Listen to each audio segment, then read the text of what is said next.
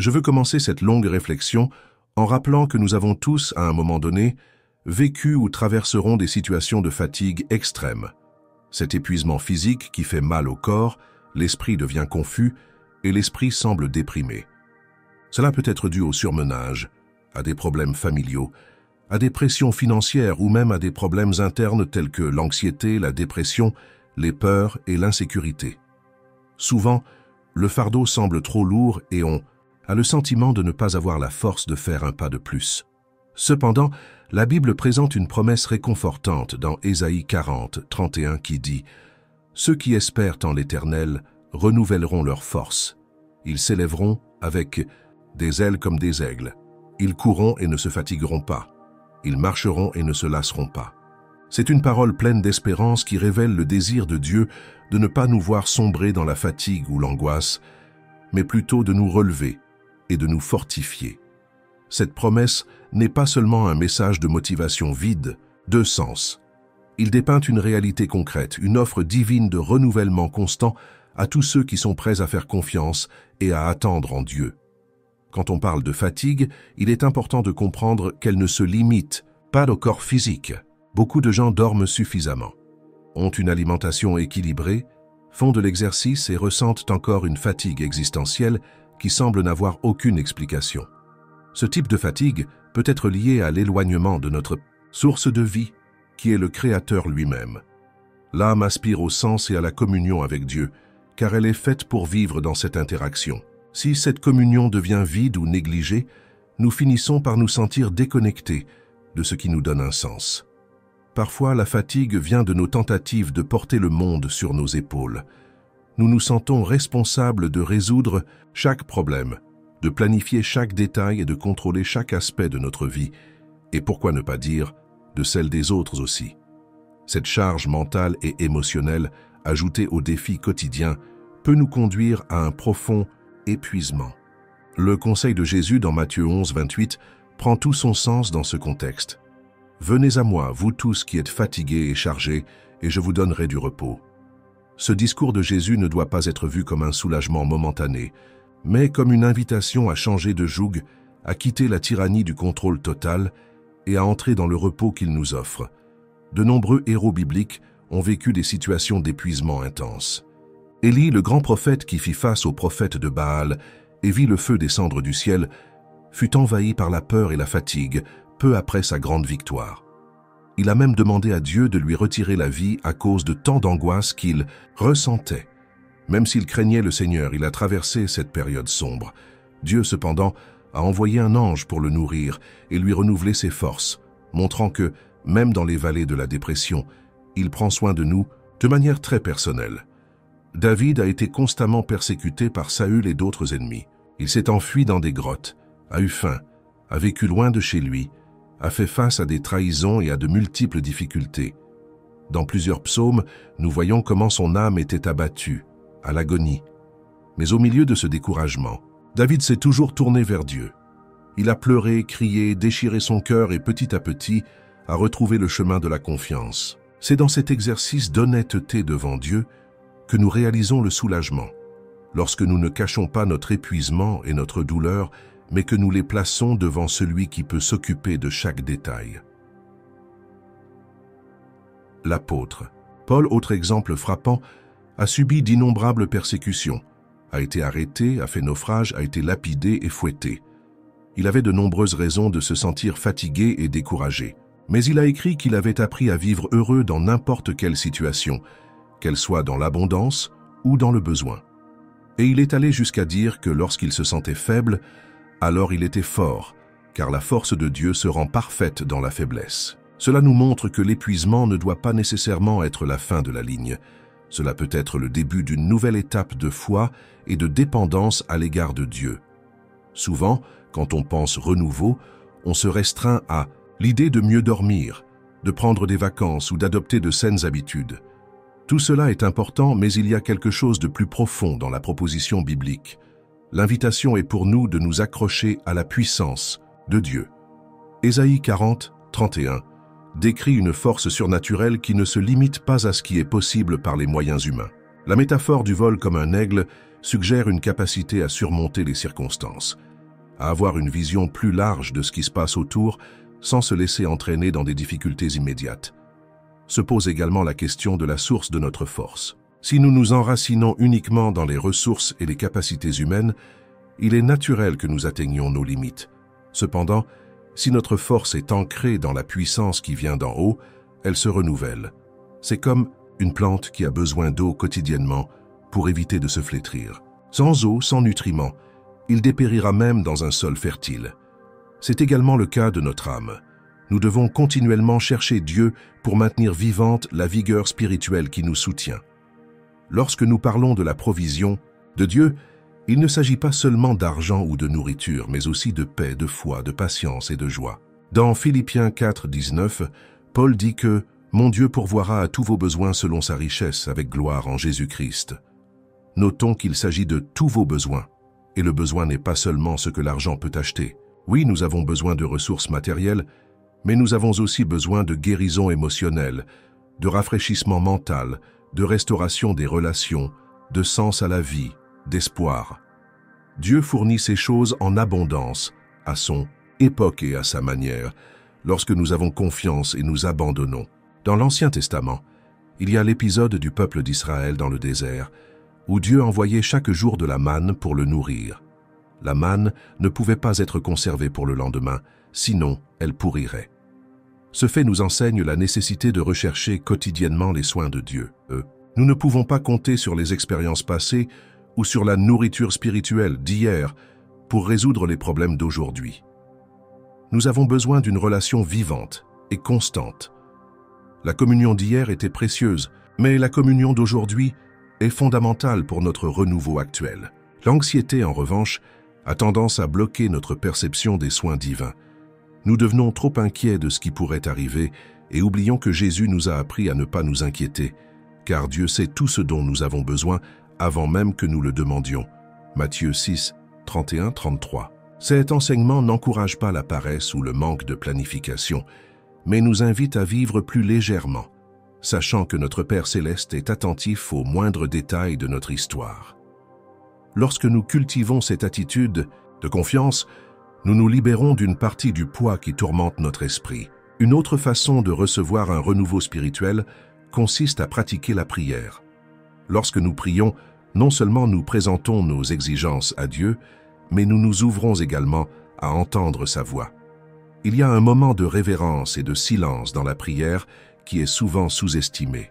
C'est dans ce silence que nous percevons le contact du Saint-Esprit, recevons le discernement et la clarté sur ce que nous vivons, et en même temps, nous nous reposons.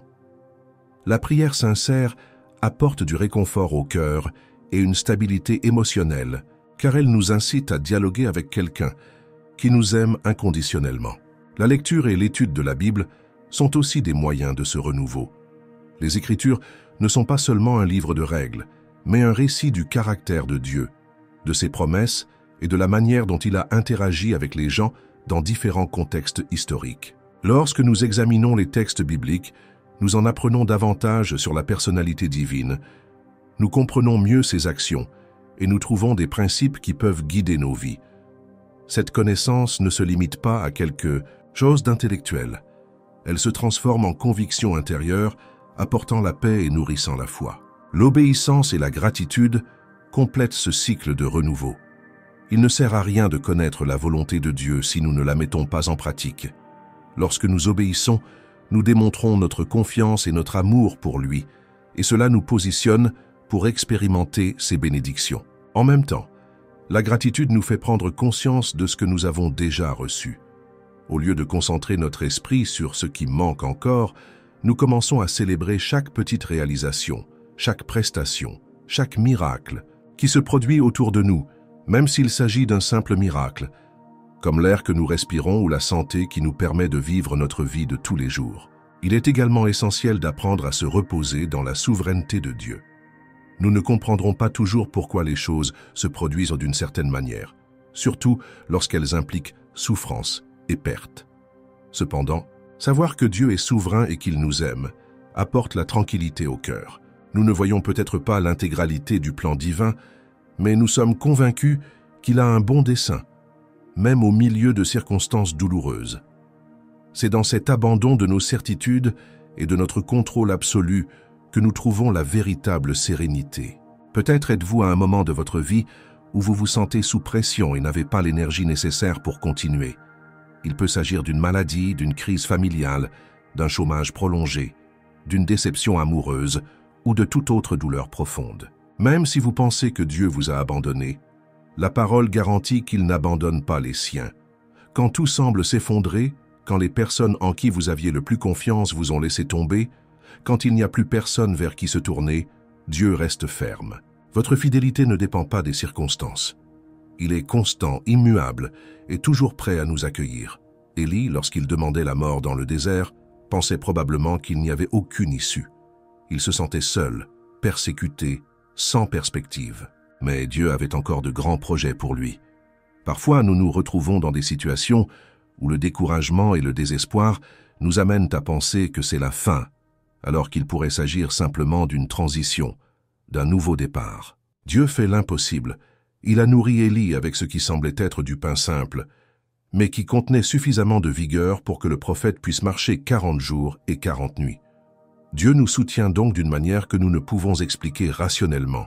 David, dans ses moments de plus grande angoisse, a composé des chansons qui ont traversé des siècles.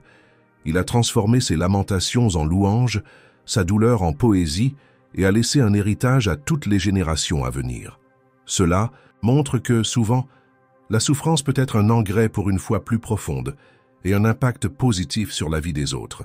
Il est difficile de constater cela dans un moment de douleur, mais quand nous regardons en arrière après un certain temps, nous réalisons à quel point nous avons grandi et appris sur nous-mêmes et sur Dieu. Paul, à son tour, nous a laissé de précieuses lettres écrites en prison et dans des situations difficiles.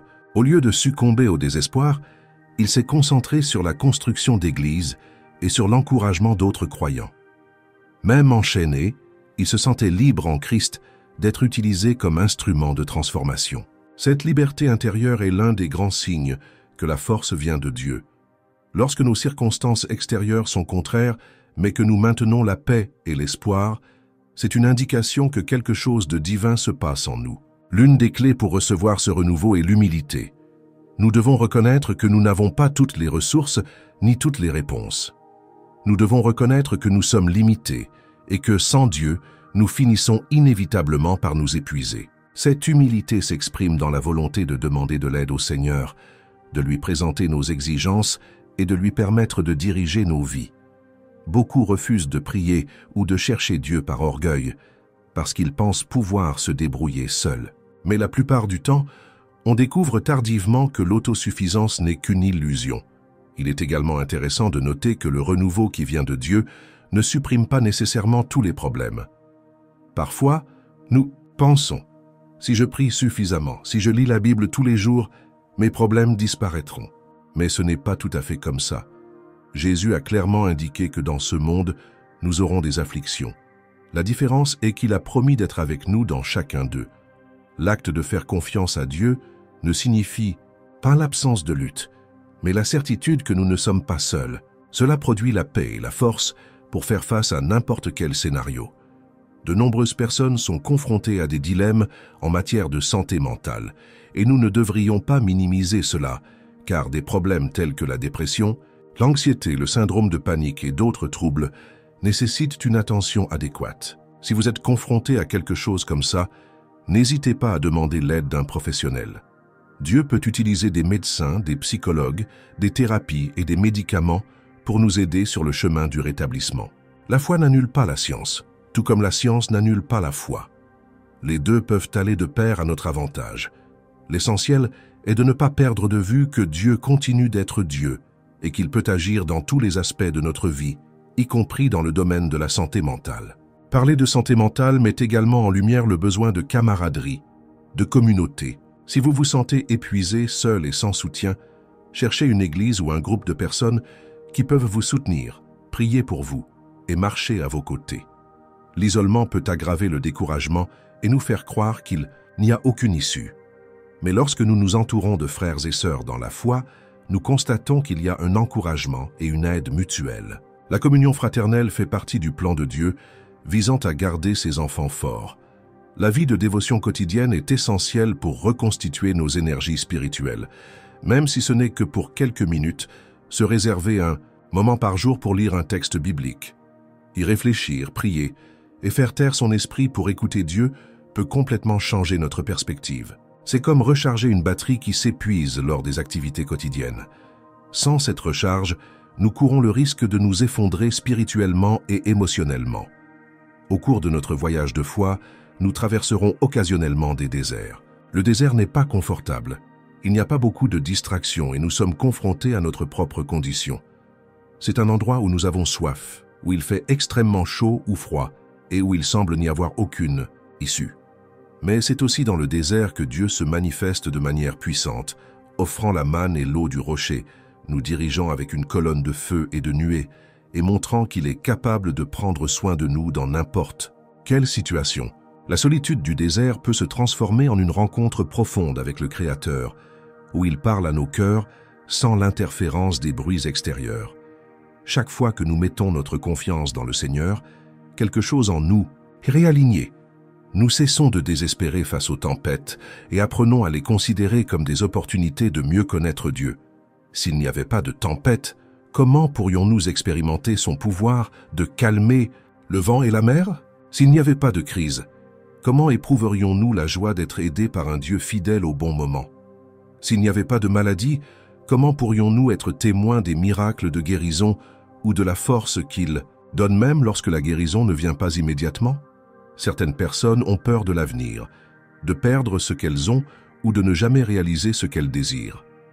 L'angoisse de ne pas savoir ce qui nous attend consume vos jours et vos nuits. Cependant, faire confiance à Dieu signifie croire qu'il est aux commandes, et que même si les choses ne se passent pas comme nous l'avions prévu, il est toujours bon. C'est reconnaître que son amour est plus grand que notre compréhension et qu'aucun détail n'échappe à ses soins. Remettre l'avenir entre ses mains nous permet de vivre le présent avec plus de sérénité, en nous concentrant sur ce que nous pouvons faire maintenant. Parmi tant d'exemples bibliques de renouveau, on peut citer le psaume 23, qui commence par ces mots « L'Éternel est mon berger, je ne manquerai de rien ». Cette image de Dieu en tant que berger nous rappelle les soins, la protection, la direction et la nourriture. Le berger guide les moutons à travers les verts pâturages et les eaux calmes, mais les protège également des attaques des loups et autres prédateurs. Il les conduit sur des chemins sûrs. Le texte parle de traverser la vallée de l'ombre, de la mort sans craindre aucun mal, car la présence du berger apaise le cœur. C'est aussi ce qui nous arrive lorsque nous marchons en présence de Dieu. Même dans les moments les plus sombres, la conviction qu'il est avec nous nous donne courage et réconfort. Une autre référence au renouveau peut être trouvée dans Lamentations 3, 22-23, où il est déclaré que « Les miséricordes du Seigneur sont la raison pour laquelle nous ne sommes pas consumés. Elles se renouvellent chaque matin. » Cela signifie que même lorsque nous péchons, échouons ou nous sentons impuissants, les miséricordes de Dieu se renouvellent jour après jour. Nous n'avons pas besoin de porter la culpabilité pour toujours, car le pardon et la grâce sont disponibles à chaque nouvelle aube. C'est l'un des piliers de la foi chrétienne, la possibilité de toujours recommencer, de retrouver des forces, de se relever malgré les chutes. L'histoire de Joseph d'Égypte nous enseigne également qu'il faut faire confiance à la souveraineté de Dieu au milieu de circonstances injustes. Il fut vendu par ses frères, faussement accusé par la femme de Potiphar et oublié en prison. Il a néanmoins maintenu sa fidélité et sa foi, croyant que le Seigneur avait un dessein. Au bon moment, Dieu l'a exalté comme gouverneur de l'Égypte, sauvant ainsi de nombreuses vies. Joseph a souffert, mais s'est renouvelé au milieu des épreuves, grandissant en caractère et en intimité avec Dieu. Ce récit montre que même si les adversités peuvent sembler insurmontables, Dieu peut les transformer en quelque chose d'extraordinaire au moment voulu. Parfois, nous pouvons avoir l'impression que les récits bibliques sont loin de notre réalité. Nous pensons, cela s'est produit il y a des milliers d'années, dans un autre contexte, avec des peuples élus. Mais dans Hébreux 13, 8, nous trouvons la déclaration selon laquelle Jésus-Christ est le même hier, aujourd'hui et éternellement. S'il a agi dans le passé, il continue d'agir maintenant. Il n'a pas changé son tempérament ni sa puissance. Ce qui arrive souvent, c'est que nous n'avons pas Dieu pour voir, ni la volonté de chercher. Mais si nous consacrons du temps et de l'énergie à nous rapprocher de lui, nous remarquerons certainement ces manifestations de grâce dans nos vies. Il convient de souligner que ce renouveau ne vise pas uniquement notre bien-être individuel. À mesure que nous nous renouvelons, nous devenons également des instruments pour le renouveau des autres. Lorsqu'une personne est remplie de l'amour de Dieu, elle déborde de cet amour. Vos paroles, attitudes et actions inspirent ceux qui vous entourent. Elle devient un canal de bénédiction, partageant la gentillesse et la miséricorde qu'elle a reçue. De cette manière, le renouveau se transforme en une chaîne de biens, atteignant davantage de personnes et montrant à chacun à quel point Dieu peut transformer les vies. Dans ce voyage vers le renouveau, il est courant de se heurter à des doutes. Nous demandons « Pourquoi Dieu permet-il que je sois si fatigué? Pourquoi ne règles-tu pas tout cela maintenant ?» Nous n'aurons pas toujours de réponse immédiate à ces questions. Ce que nous pouvons garantir, c'est que Dieu n'est pas content de voir ses enfants souffrir, mais en même temps, il ne gaspille aucune douleur. Souvent, la fatigue sert à nous montrer notre dépendance, à nous apprendre l'humilité, à exercer notre foi ou à affiner notre caractère. Nous ne comprenons peut-être pas vraiment pourquoi, mais nous pouvons être assurés qu'il est avec nous à chaque étape du chemin. Il est donc important d'ouvrir son cœur et de faire une auto-évaluation sincère. Nous pouvons nous demander « Quel domaine de ma vie dois-je m'abandonner à Dieu ? Est-ce que j'essaie de tout résoudre par mes propres forces, sans prier ni chercher la direction divine? Y a-t-il des péchés ou des blessures que je porte qui m'empêchent d'avoir la communion avec lui?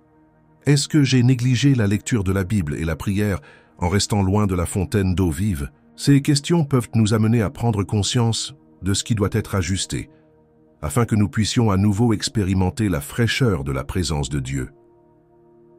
Lorsque nous abandonnons nos zones sombres, nos péchés cachés et nos fardeaux les plus lourds au Seigneur, nous éprouvons un soulagement indescriptible. Jésus a pris sur lui toutes nos transgressions sur la croix et nous pouvons donc vivre en liberté. Si nous sommes toujours coincés dans la culpabilité ou le remords, cela risque d'affecter nos émotions et notre corps. La confession apporte la guérison car elle nous libère du poids de porter seuls ce que nous ne pouvons pas résoudre. Le renouveau se produit également dans l'acte de recevoir le pardon et de se pardonner soi-même et aux autres. Certains peuvent se demander si Dieu répond réellement à nos cris. De nombreux passages bibliques montrent clairement qu'il entend nos prières. Et même si la réponse prend du temps ou n'est pas exactement celle que nous attendons, le silence ne signifie pas l'absence. Il y a des moments où l'attente nous mûrit, nous apprend de précieuses leçons. Dans d'autres cas, Dieu répond promptement. Le temps et la manière appartiennent à celui qui connaît la fin depuis le commencement. Notre position doit être celle de la foi, croyant qu'il n'est pas indifférent à nos supplications. La confiance dans le Seigneur se construit et se renforce à mesure que nous voyons ses interventions. Plus nous témoignons de la fidélité de Dieu dans les petits et les grands détails, plus nous devenons certains que nous pouvons placer nos inquiétudes en lui.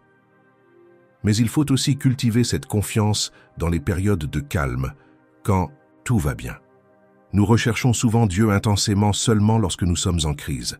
Mais si nous sommes proches de lui à tout moment, y compris dans les bons moments, nous disposerons d'une base relationnelle solide pour affronter l'adversité. Prendre soin de nos émotions, c'est aussi éviter les comparaisons. Dans un monde connecté, nous vivons en voyant la prétendue vie parfaite des autres, ce qui génère de l'insatisfaction, de l'envie et un sentiment d'échec. Cela affecte notre santé mentale et peut conduire à une fatigue existentielle en essayant de suivre des schémas qui ne sont même pas réels. Lorsque nous comprenons que Dieu a un plan unique pour chacun de nous, nous sommes libérés de l'addiction de nous comparer.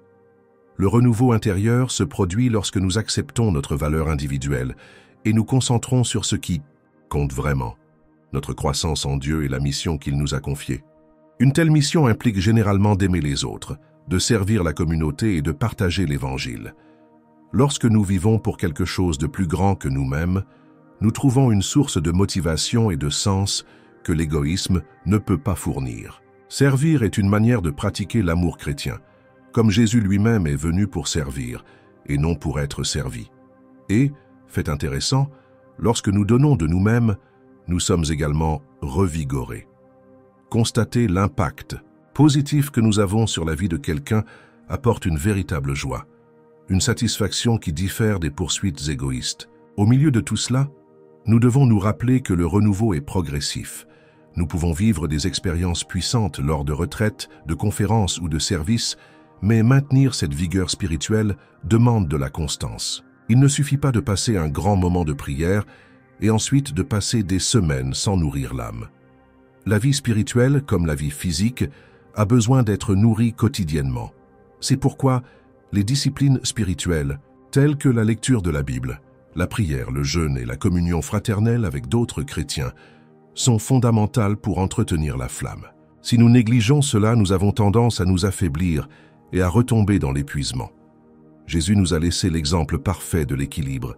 Il servait les foules, guérissait les malades, enseignait avec autorité, affrontait les chefs religieux hypocrites, mais se retirait également pour prier dans des lieux solitaires. Il savait quand être parmi le peuple et quand être seul avec le Père. Si lui, étant le Fils de Dieu, avait besoin de ces moments d'intimité, combien plus nous aussi. Cette habitude de Jésus nous montre l'importance de la pause, du silence, de se reconnecter à la source de la vie. Dans ce calme, nous recevons des directives.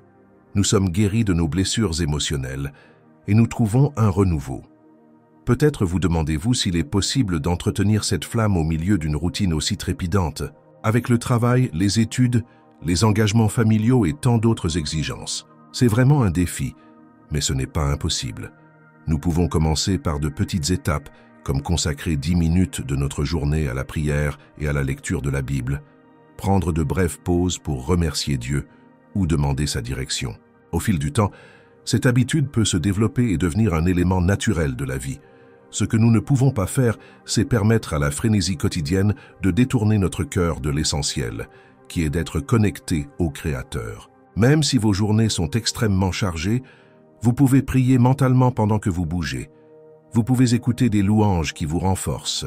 Vous pouvez prendre un moment avant de vous coucher pour réfléchir à la façon dont Dieu a agi ce jour-là et à ce que vous avez appris.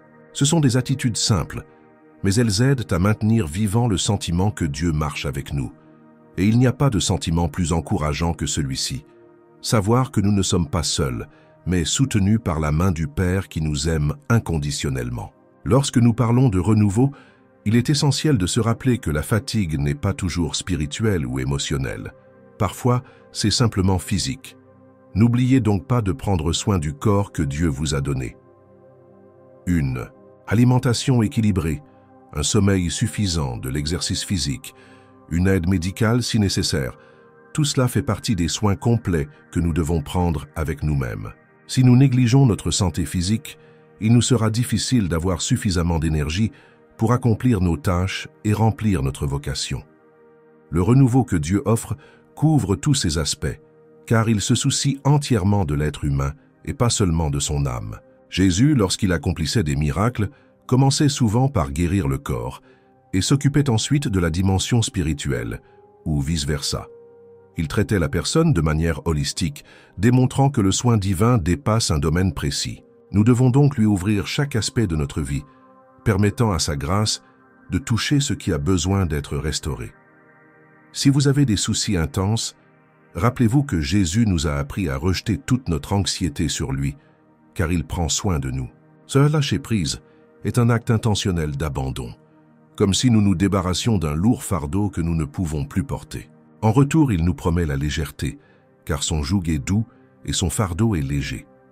Cette dynamique d'échange, abandonner ce que nous ne pouvons pas supporter et recevoir les soins divins, nécessite confiance et persévérance. Souvent, nous remettons le problème à Dieu, mais après quelques minutes, nous reprenons le fardeau car nous ne savons pas vivre sans tout contrôler. Nous devons apprendre à nous reposer, à laisser ce poids entre les mains du Seigneur. Notre culture, en général, valorise la productivité avant le repos, l'action avant la contemplation. Mais la Bible présente le jour de repos, Shabbat pour les Juifs, comme un principe de vie saine et de dépendance à l'égard de Dieu. Ce principe souligne la nécessité d'avoir le temps de recharger nos forces, de nous souvenir des bénédictions reçues et de louer le Créateur. Le repos n'est pas de la paresse ou un manque d'envie de travailler, c'est la reconnaissance que nous ne sommes pas des machines et que notre vie ne consiste pas seulement à produire. C'est dans ce repos que l'âme s'apaise pour entendre Dieu. Nous pouvons également aborder le rôle de la louange et de l'adoration dans le renouveau. Lorsque nous louons Dieu, même dans les moments difficiles, nous déclarons que nous lui faisons confiance au-delà de nos circonstances.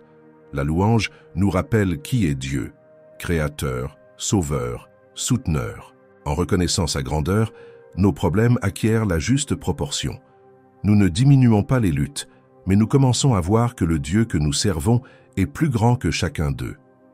Ce réalignement interne génère la paix et renouvelle notre disposition. Un passage biblique qui illustre bien cela est Acte 16, lorsque Paul et Silas, après avoir été fouettés et arrêtés, ont prié et chanté des hymnes à Dieu en prison.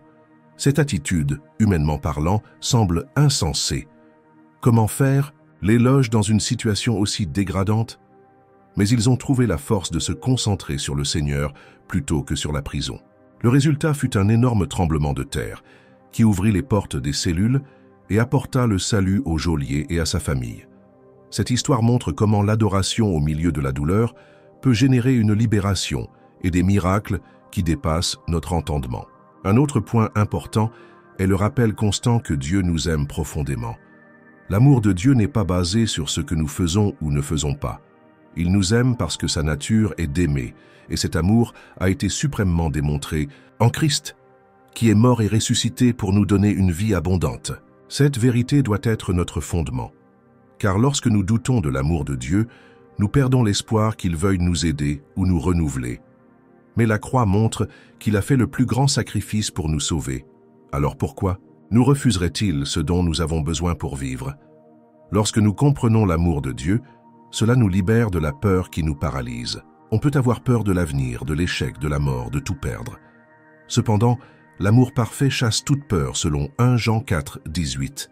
L'amour de Dieu est parfait, et à mesure que nous grandissons dans l'intimité avec lui, cet amour se développe en nous, dissipant les ténèbres de la peur. C'est dans cet environnement sans peur que le renouveau s'opère, alors que nous cessons de gaspiller notre énergie émotionnelle dans des soucis constants. Il est vrai qu'il n'est pas toujours facile de maintenir cette concentration.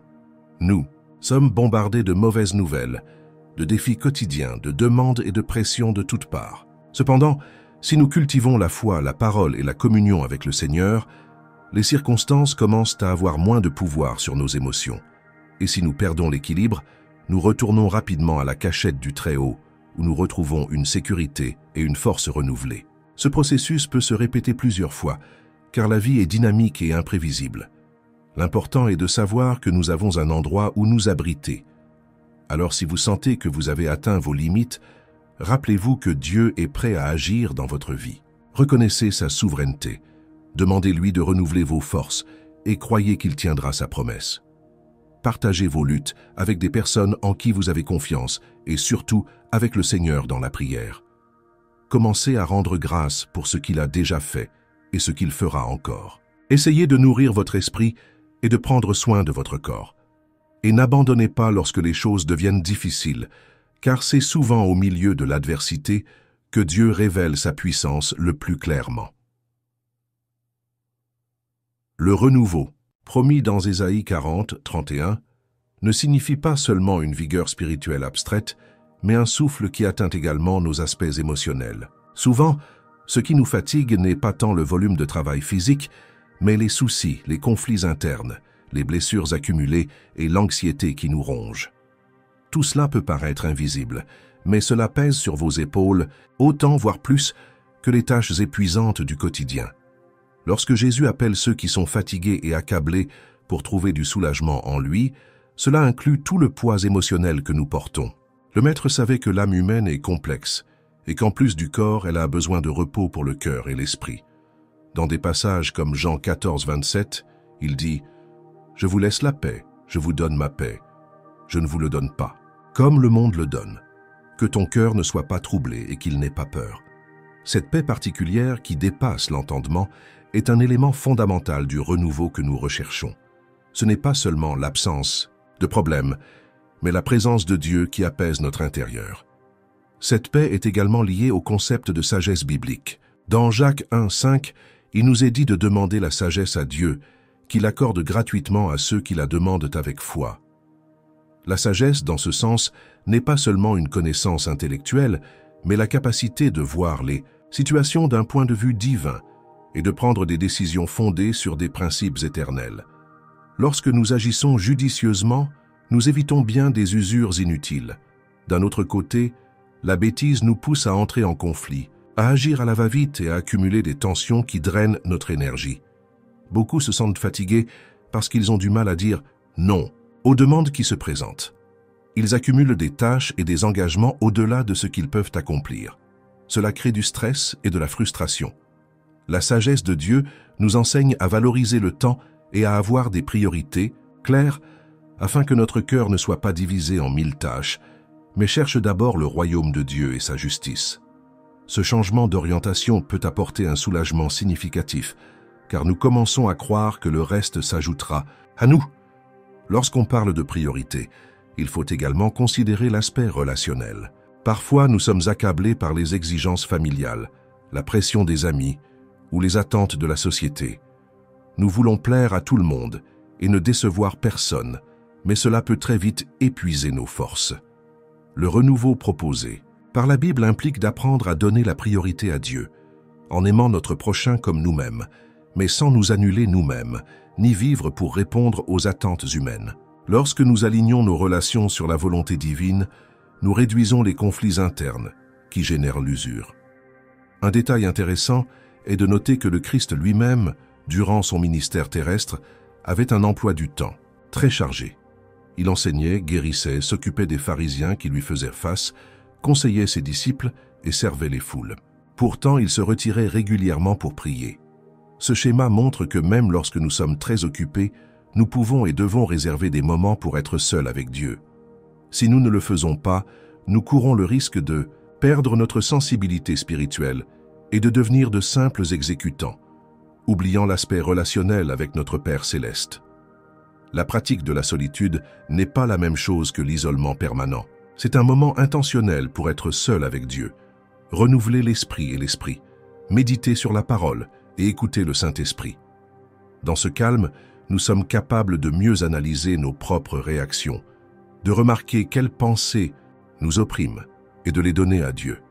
De nombreuses personnes vivent constamment entourées de bruit, qu'il s'agisse de bruit littéral, comme celui de la télévision, de la musique ou des médias sociaux, ou du bruit interne des angoisses et des ruminations mentales. La solitude nous invite à éteindre ces bruits pour nous concentrer sur la seule chose qui peut nous combler. Un autre point de réflexion concerne notre identité en Christ. Cela peut ressembler à un jargon religieux, mais c'est un concept extrêmement libérateur. Lorsque nous comprenons que nous sommes des enfants bien-aimés de Dieu, avec une valeur inestimable, nous cessons de chercher la reconnaissance auprès des mauvaises sources. La fatigue émotionnelle vient souvent du fait d'essayer de prouver notre valeur aux autres. Nous voulons être loués, acceptés, appréciés, et pour ce faire, nous faisons 1000 concessions et nous surchargeons. Mais l'Écriture enseigne que notre valeur a déjà été démontrée sur la croix, où Christ a payé un prix élevé pour nous. S'il a fait cela, cela signifie que nous avons déjà de la valeur à ses yeux, quelles que soient nos performances. Se voir ainsi nous permet de travailler et de servir par gratitude plutôt que par besoin d'acceptation. Oui, nous pouvons rechercher l'excellence, mais pas pour gagner l'amour de Dieu, mais parce que nous sommes déjà aimés. Ce changement de paradigme renouvelle notre motivation. Nous ne courons plus pour éviter le rejet, mais nous courons animés par la joie d'appartenir au Créateur. Cela nous enlève un poids énorme, car nous ne nous sentons plus obligés de respecter des normes impossibles pour être dignes d'affection ou de respect. Lorsque nous parlons de renouveau, nous pensons parfois que nous avons besoin d'un événement extraordinaire ou de quelque chose qui nous sorte complètement de son contexte. Il y a ceux qui pensent « je ne serai renouvelé que si je pars en voyage missionnaire, si je déménage à la campagne, si je participe à une grande conférence de réveil ou quelque chose comme ça ». Bien sûr, ces expériences peuvent être remarquables, mais le renouveau peut aussi se produire dans la routine quotidienne, dans les petits gestes de foi, dans la façon dont nous réagissons aux imprévus. Dieu peut se révéler dans la simplicité d'une conversation, dans le silence de l'aube, dans le sourire d'un enfant, dans une louange chantée dans la circulation. Tout dépend de la manière dont nous sommes prêts à le percevoir. La Bible raconte que Dieu n'était pas dans le vent fort, le tremblement de terre ou le feu, mais dans une douce brise qui parlait à Élie. Ce texte nous enseigne que Dieu ne se manifeste pas toujours dans des phénomènes grandioses. Bien souvent, il murmure à nos cœurs, au milieu de la vie quotidienne. Cependant, si nous n'y sommes pas attentifs, nous passons à côté de ce murmure et continuons notre journée comme s'il n'était pas présent. Le renouveau se produit lorsque nous apprenons à valoriser et à capturer ces moments de communion avec le divin au milieu de la vie ordinaire. Nous pouvons également aborder la dimension du pardon dans le renouveau. La rancune, la souffrance et le ressentiment agissent comme un poison en nous. Nourrir des sentiments négatifs contre quelqu'un épuise nos forces d'une manière effrayante. Il n'est pas étonnant que Jésus ait tant enseigné sur le pardon. Lorsque nous pardonnons, nous ne sommes pas forcément d'accord avec ce que la personne a fait. Mais nous choisissons de ne plus porter cette charge toxique qui nous ronge. Le pardon libère à la fois celui qui pardonne et celui qui est pardonné, même si la partie offensée ne s'en rend pas toujours compte immédiatement. Quoi qu'il en soit, cet acte produit une guérison interne. Il est vrai qu'il existe des situations très graves dans lesquelles le pardon semble impossible, mais avec Dieu tout est possible. Il peut nous permettre de pardonner même les blessures les plus profondes, car il nous a lui-même pardonné notre dette impayable. C'est un changement de cœur que seul le Saint-Esprit peut accomplir pleinement. Et une partie du renouveau réside précisément dans cette capacité d'abandonner le passé et d'avancer sans les vieux fardeaux. Nous ne pouvons pas oublier de prendre soin des autres. Une façon de faire l'expérience du renouveau est de regarder au-delà de notre douleur et de réaliser que d'autres personnes souffrent également, certaines dans des conditions encore plus difficiles. Lorsque nous nous rendons disponibles pour aider, consoler et être des instruments de bénédiction, nous expérimentons un renouveau d'esprit. C'est comme si, lorsque nous déversons de l'amour, nous en recevions 2 fois plus. C'est un principe du royaume de Dieu. Quand nous donnons, nous recevons. En servant, nous sommes servis. La vie chrétienne est tissée de relations, et lorsque nous nous y engageons avec amour, nous trouvons des forces que nous pensions ne pas avoir. Il est tout aussi important de comprendre que ce renouveau est un processus quotidien de sanctification. Lorsque nous permettons au Saint-Esprit d'agir en nous, nous sommes transformés de gloire en gloire, comme le dit l'Écriture. Ce processus n'est ni instantané ni simple. Cela implique des luttes internes, des renoncements, des changements, d'habitudes et même des confrontations avec nous-mêmes. Mais peu à peu, les fruits de l'esprit, amour, joie, paix, patience, bonté, fidélité, douceur, maîtrise de soi, commencent à s'épanouir dans notre caractère. Et ces fruits sont un carburant pour affronter les défis quotidiens avec maturité émotionnelle et spirituelle. Lorsque nous sommes renouvelés par Dieu, nos yeux sont ouverts sur l'éternité. Nous commençons à valoriser des choses que nous n'apprécions pas auparavant et à relativiser les problèmes qui nous consumaient auparavant.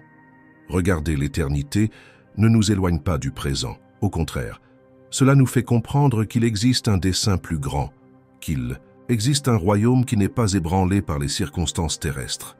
Ainsi, chaque situation peut être réinterprétée à la lumière des valeurs éternelles. Ce regard sur l'éternité apporte également de l'espoir face à des situations irréversibles d'un point de vue humain. Même face à la mort, la pire de nos souffrances, il existe un espoir de résurrection et de vie éternelle. Cela n'atténue pas la tristesse de perdre quelqu'un, mais cela nous fait comprendre qu'en Christ, il y a un chapitre après ce que nous appelons la fin. Cette espérance réconforte le cœur et donne un sens à notre existence, car nous savons que les promesses de Dieu s'étendent au-delà de cette vie. De plus, nous devons être honnêtes en disant que même si nous vivons en pleine communion avec Dieu, nous vivons toujours des hauts et des bas. Il y a des moments où la foi semble inébranlable, et d'autres où nous nous demandons si Dieu prête vraiment attention à ce qui se passe. Ces vallées et montagnes font partie du cheminement chrétien. Cependant, au fond, notre relation avec le Créateur s'approfondit précisément dans ces cycles de confiance et de recherche. Même le chrétien le plus fervent traverse des périodes de sécheresse spirituelle. Mais cela ne veut pas dire que Dieu l'a abandonné, juste qu'il faut persévérer et continuer à chercher, car il est toujours là, attendant notre cri. Le découragement est un grand ennemi du renouveau. Lorsque nous sommes découragés, nous perdons le désir de prier, de nous rassembler, de lire la Bible et même de chercher des solutions aux problèmes. Le découragement est un poison qui peut nous éloigner de tout ce qui pourrait nous aider à sortir du trou. Dans ces moments-là, il est fondamental d'avoir des frères dans la foi qui nous encouragent, ainsi que de se souvenir des promesses de Dieu. Mémoriser des versets d'encouragement et d'espoir peut être un outil puissant pour combattre les pensées négatives et vous rappeler les vérités bibliques lorsque les temps sont durs. Il y a aussi la question du repos physique. Dieu, dans sa sagesse, a institué le cycle jour et nuit, qui révèle déjà le besoin de faire une pause et de se reposer. Le sommeil n'est pas une perte de temps. C'est un don de Dieu pour que le corps puisse récupérer et que l'esprit puisse se réorganiser. L'insomnie et les nuits blanches peuvent, avec le temps, nuire à la santé physique et mentale, rendant difficile toute tentative de renouveau spirituel. Il est donc important de valoriser un sommeil de qualité et, si nécessaire, de demander de l'aide pour résoudre l'insomnie ou les troubles du sommeil. Quant au travail, la vision biblique n'est pas que le travail soit une malédiction, mais plutôt une partie de la création, quelque chose qui donne de la dignité à l'être humain. Le problème surgit lorsque le travail devient une idole, consommant tout notre temps et toute notre énergie, ou lorsque l'environnement de travail est toxique et exploiteur. Dans ces cas-là, il vaut la peine de chercher la direction de Dieu pour trouver un équilibre, voire un changement d'activité professionnelle, le cas échéant. Après tout, notre valeur ne réside pas dans ce que nous faisons, mais dans qui nous sommes devant Dieu. Nous sommes également confrontés à des pressions sociales et culturelles qui nous poussent à rechercher sans cesse le succès, le statut et les biens matériels. Cela génère de la compétition, du stress et de l'anxiété. Le renouveau en Dieu nous fait comprendre que nous ne sommes pas définis par notre compte bancaire ou nos réalisations professionnelles. Nous pouvons poursuivre nos rêves, mais sans renoncer à une santé globale et sans laisser de côté les principes chrétiens. Si nous mettons le travail ou l'argent à la place de Dieu, nous perdons la joie et la liberté et devenons esclaves de nos objectifs et de nos exigences. En parallèle, le renouveau en Dieu nous apprend à être de fidèles gestionnaires des ressources qu'il nous donne. Cela inclut à la fois la partie financière et les talents et compétences que nous possédons. Lorsque nous utilisons ce que nous avons au service du royaume et pour bénir d'autres vies, nous générons un cercle vertueux qui apporte de la satisfaction et minimise le sentiment d'usure. Vivre juste pour accumuler rend tout lourd et dénué de sens, mais vivre pour servir apporte légèreté et sens. Il convient de mentionner que le renouveau peut aussi passer par la réconciliation avec les autres. Combien de fois notre âme est fatiguée à cause des disputes familiales, des vieux ressentiments, du manque de dialogue avec nos proches. Une conversation sincère, une demande de pardon, un geste de réconciliation peuvent dissoudre des années de tension. Il n'est pas facile de faire le premier pas, mais le sentiment de soulagement après avoir résolu des conflits est une manière de vivre concrètement le renouveau que Dieu désire pour nous. Tout ce que nous avons dit jusqu'à présent converge vers la vérité suivante. La fatigue fait partie de l'expérience humaine, mais Dieu offre des ressources pour que nous n'y restions pas coincés. Le renouveau nécessite toutefois notre coopération. Nous devons le rechercher activement par la prière, la communion, la lecture biblique, le service, le pardon, les soins personnels, et par-dessus tout, la foi en la souveraineté et la bonté de Dieu. Ce n'est pas une formule magique, mais un processus dynamique qui implique une relation et une intimité avec celui qui nous a créés. Au milieu de ce voyage, nous pouvons être sûrs que l'amour de Dieu nous entoure. Romains 8, 38-39 déclare que rien ne peut nous séparer de l'amour du Christ, que ce soit la mort, la vie, les anges ou les démons, les choses présentes ou futures, les puissances, la hauteur ou la profondeur. Cet amour est inébranlable et reste constant même lorsque nos émotions fluctuent. Savoir que nous sommes aimés avec une telle ardeur devrait nous encourager à continuer à faire confiance à Dieu et à rechercher en lui un renouveau quotidien. À ce stade, je veux vous inviter à réfléchir à la façon dont vous avez vécu ces derniers jours. Si la fatigue a dominé, demandez-vous, comment se passe votre temps de prière? Avez-vous essayé de lire la parole et de l'appliquer? Avez-vous partagé vos difficultés avec des personnes en qui vous avez confiance ou essayez-vous de les gérer seul? Prenez-vous soin de votre corps ou négligez-vous votre santé? Avez-vous reconnu l'amour de Dieu comme une source de valeur ou vivez-vous en quête d'acceptation humaine? Chaque question comme celle-ci peut révéler des lacunes qui doivent être comblées par la présence divine. Si vous concluez qu'il y a des domaines négligés, ne vous sentez pas condamné. Considérez cela comme une étape consciente vers la guérison. C'est un signe qu'il y a de l'espoir, car voir le problème représente déjà la moitié de la bataille. Demandez l'aide du Saint-Esprit pour changer, demandez des stratégies et la force pour faire les ajustements nécessaires. N'oubliez pas que vous n'êtes pas seul dans ce combat. De nombreux chrétiens à travers l'histoire et autour d'eux sont également confrontés à des batailles similaires. Il existe même des livres, des prédications et des témoignages qui peuvent vous inciter à persévérer. Une pratique qui peut aider consiste à rédiger un journal de prière, à noter les principales raisons de préoccupation et à présenter ces points à Dieu dans une supplication. Au fil du temps, vous pourrez voir les réponses et être témoin des soins divins de manière tangible. Cela renforce la foi et apporte de la gratitude. Cela aide également à identifier les modèles de comportement ou de pensée qui doivent être transformés. La louange reste un outil puissant. Si vous êtes découragé, mettez des chansons qui parlent à votre cœur. Chantez, laissez les vérités des paroles pénétrer votre esprit.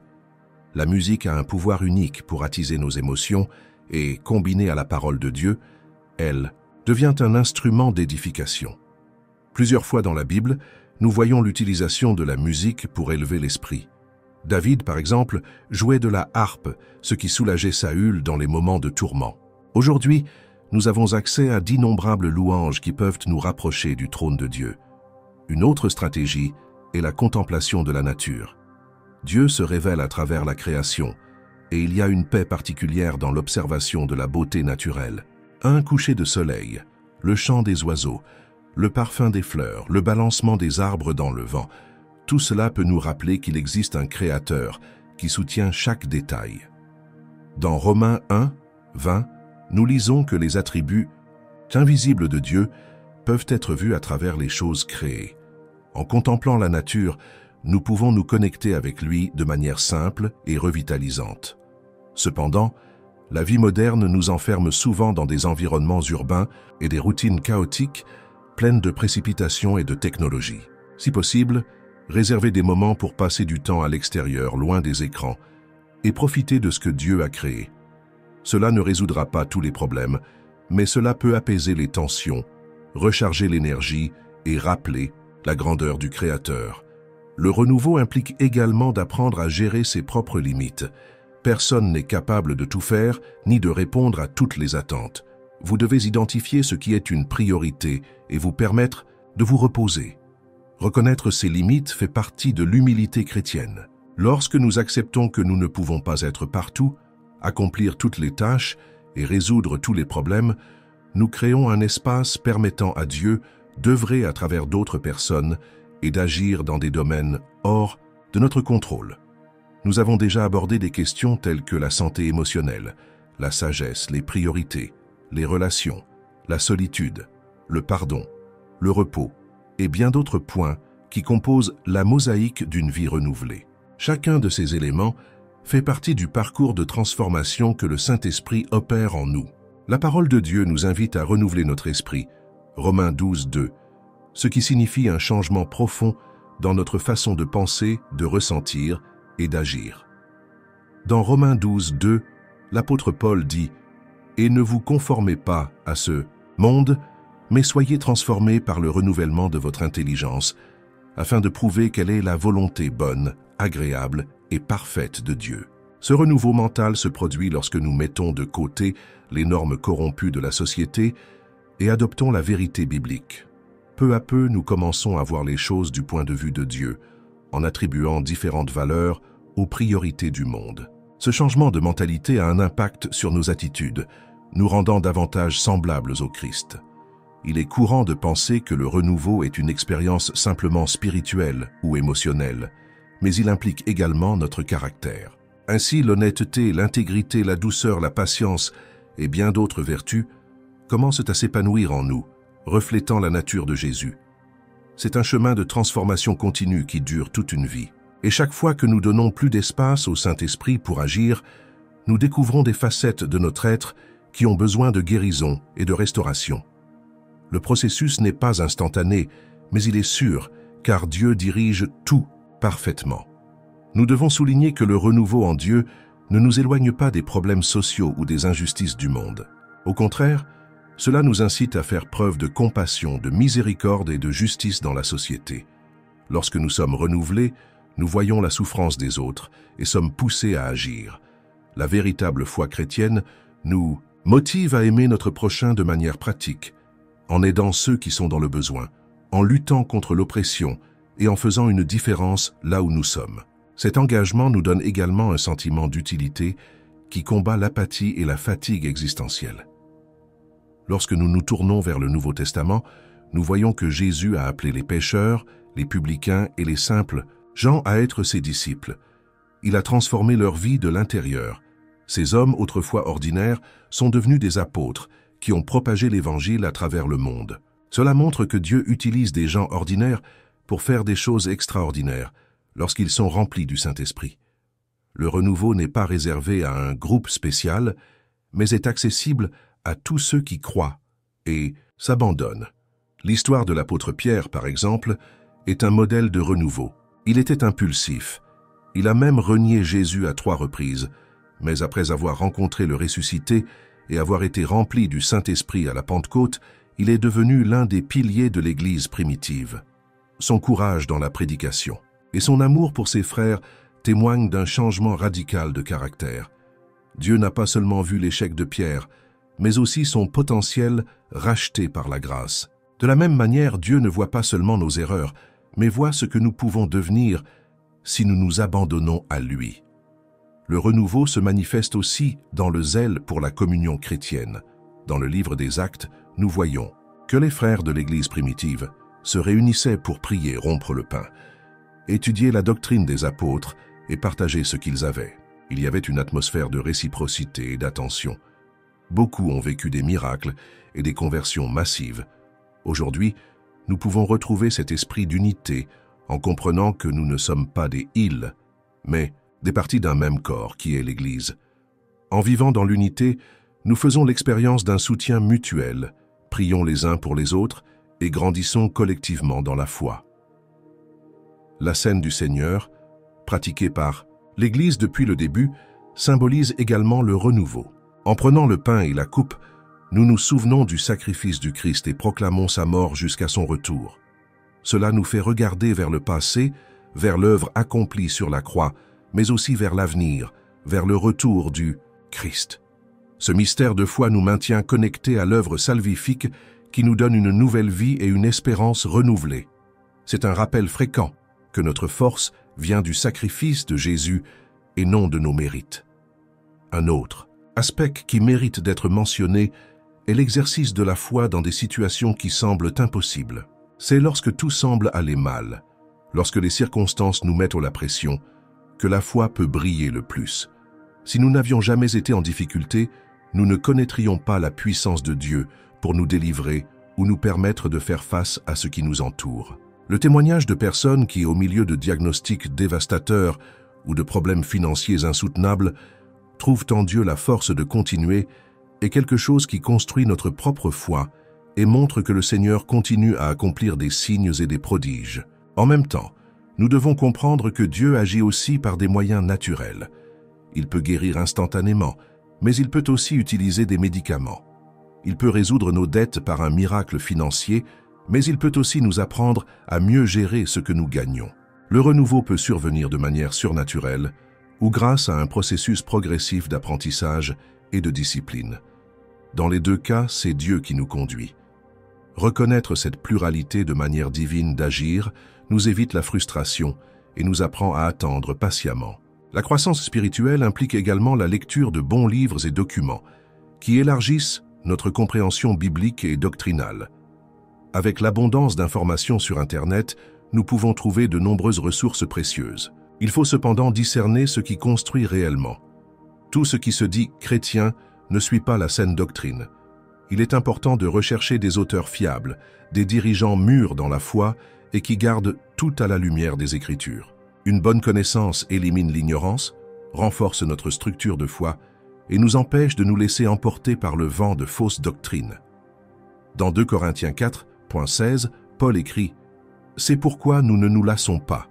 Mais, même si notre homme extérieur se corrompt, l'homme intérieur se renouvelle de jour en jour. Ce texte souligne une réalité pleine d'espoir. Même si notre corps vieillit et s'use, notre esprit peut se renouveler quotidiennement. C'est une vérité puissante, car elle montre qu'à mesure que le temps passe, nous n'avons pas besoin de devenir amers ou désillusionnés. Nous pouvons, au contraire, grandir en grâce, en amour, en sagesse et en intimité avec Dieu, puisque l'Esprit Saint ne subit pas les effets du vieillissement. Ce renouvellement quotidien implique discipline et persévérance. Tout comme la manne, dans le désert devait être récoltée chaque matin, nous devons chercher Dieu quotidiennement. Si nous négligeons cela, nous risquons de stagner. Mais si nous maintenons la flamme allumée, nous verrons que chaque jour il y a quelque chose de nouveau à apprendre, pour lequel il faut être reconnaissant, à contempler. Dieu ne se répète, sa miséricorde se renouvelle à chaque aube, et nous pouvons vivre au rythme de ce renouveau. Il est cependant possible de confondre activisme religieux et vie renouvelée. Nous pouvons, par exemple, être très actifs dans les programmes et événements de l'Église, tout en gardant notre cœur loin de Dieu. La participation à des activités ne remplace pas la camaraderie personnelle. Nous devons veiller à ce que notre participation à l'œuvre de Dieu soit le fruit de notre communion et non un substitut à celle-ci. Il est possible d'être tellement occupé dans le travail que nous oublions le Seigneur du travail. Le véritable renouveau vient d'une relation avec lui, et non de l'accomplissement de tâches. En outre, nous devons veiller à ce que le légalisme n'étouffe pas le renouveau. Le légalisme impose des règles humaines, lourdes et généralement déconnectées de la grâce. Cela impose des fardeaux que Dieu n'a pas placés et nous vole la liberté que nous avons en Christ. Le renouveau, au contraire, se produit dans une atmosphère de grâce. Cela ne signifie pas vivre sans limite ni sans sainteté, mais plutôt obéir par amour et gratitude, et non par peur ou imposition humaine. Le Saint-Esprit nous convainc de pécher et nous dirige vers une véritable repentance, sans nous soumettre à des joues inutiles. En parlant de péché, nous devons nous rappeler que toute pratique pécheresse entretenue consciemment peut bloquer le flux du renouveau dans nos vies. Le Saint-Esprit est sensible, et lorsque nous choisissons de rester dans le péché, nous attristons Dieu, fermant les portes à son action. Un repentir sincère rétablit cette communion. Bien sûr, nous avons des défauts et sommes enclins à commettre des erreurs, mais l'attitude correcte est de se repentir et de rechercher le changement, et non de s'installer. Le renouveau ne fleurit que là où règne la sincérité et le désir de marcher selon la volonté divine. Un autre point à considérer est de faire attention à ce que nous consommons en termes de divertissement. Les films, les séries, la musique et les réseaux sociaux peuvent grandement influencer notre humeur et notre façon de voir la vie. Si nous nous exposons de manière excessive à des contenus qui promeuvent de la violence, l'immoralité, la négativité ou la moquerie des valeurs chrétiennes, cela affectera certainement notre santé émotionnelle et spirituelle. Choisir avec soin ce que nous absorbons aide à protéger le cœur et l'esprit, facilitant ainsi l'expérience du renouveau. La gratitude est un exercice fondamental pour l'âme. Lorsque nous nous arrêtons pour rendre grâce, nous déplaçons notre attention du problème vers la bénédiction. Reconnaître que, malgré les difficultés, nous avons de nombreuses raisons d'être reconnaissants permet à la joie de Dieu de remplir notre être. Cette pratique nous fait aussi réaliser à quel point le Seigneur a pris soin de nous dans des détails qui passent parfois inaperçus. Avoir un carnet de gratitude ou simplement prier chaque jour pour remercier pour 3 choses qui se sont produites peut changer radicalement notre perspective. Et, pour ceux qui se sentent très épuisés, il peut être intéressant de rechercher des retraites spirituelles ou de participer à des moments précis de méditation et de silence. Dans certaines traditions chrétiennes, il existe des lieux où les gens peuvent passer des journées en prière, en contact avec la nature et en réflexion biblique. Cette pause dans l'agitation quotidienne est revigorante pour l'esprit, nous permettant de mieux entendre la voix de Dieu. Même si vous n'avez pas accès à une retraite formelle, vous pouvez planifier une journée ou quelques heures pour vous déconnecter et être seul avec le Créateur. La conclusion à laquelle nous parvenons est que le renouveau en Dieu est un don disponible, mais qui requiert notre engagement. C'est un appel à quitter le pilote automatique et à embrasser une vie de communion et d'intimité. Dieu nous aime tellement qu'il ne veut pas nous voir accablés, enlisés dans une fatigue spirituelle, émotionnelle ou physique. Il veut nous élever, tout comme il l'a fait avec Élie dans le désert et comme tant d'autres au cours de l'histoire.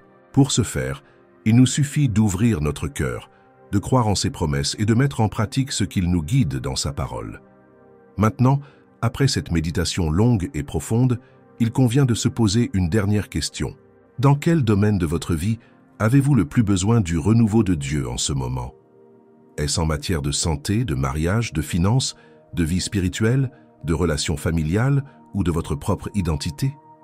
Réfléchissez et présentez cette demande au Seigneur dans la prière. Si vous le souhaitez, écrivez à nouveau comme un acte de foi. « Seigneur, renouvelle mes forces ».